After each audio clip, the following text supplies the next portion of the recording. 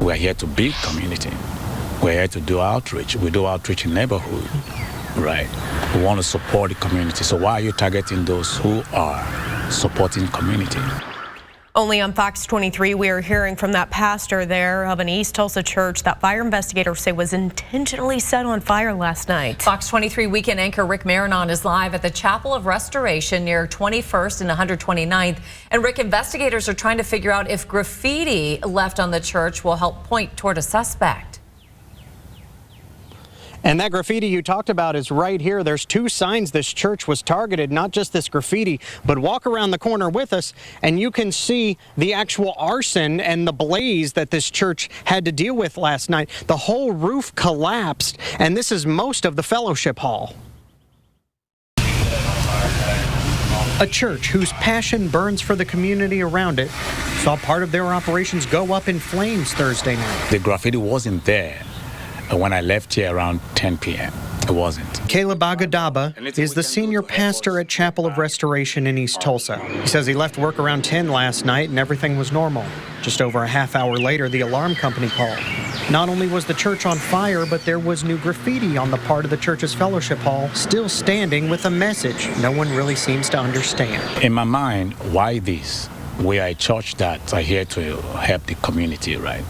So why targeting people that wants to help the community? Even before the graffiti was discovered, Tulsa Fire says there were signs of arson. This right here is where we normally have fellowship. Fox 23 was allowed inside the building as pastors began making notes for insurance. The fire was so big that the roof collapsed on the part of the church used for Spanish language and youth ministries. The parts of the building still standing, damaged by heat, smoke, and water. The fire guys also said, because they were like, this shows an arsonist did this. And it didn't start from the kitchen, it started from an end that there's no gas line, no nothing. So that was why we are like, why will you do this? TFD says the act of arson alone confirms Caleb's fears that his church was targeted. But unless someone can better decipher the graffiti left behind, it's hard to tell if this was a hate crime. Caleb is concerned about one particular symbol on the side, though, a fraction showing 1/100. And he says he hopes that doesn't mean his one church was the first of many more fires to come. We are people of love. Jesus loves everyone.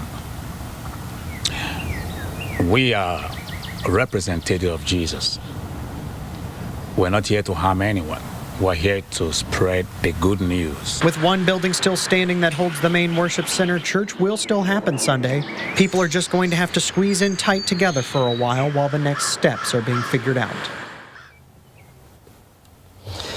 All of this damage that you saw in that story, and even right now, it is all covered by insurance. They are waiting to get a final tally from the insurance company before they figure out what they're going to have to raise on their own. We will let you know if there are any fundraising pages when it comes to actual materials and things lost inside this building. But so far, we are told insurance will take at least 24 hours to process this, and then we will know that number. Live in East Tulsa, covering news that matters, I'm Rick Marinon, Fox 23 News.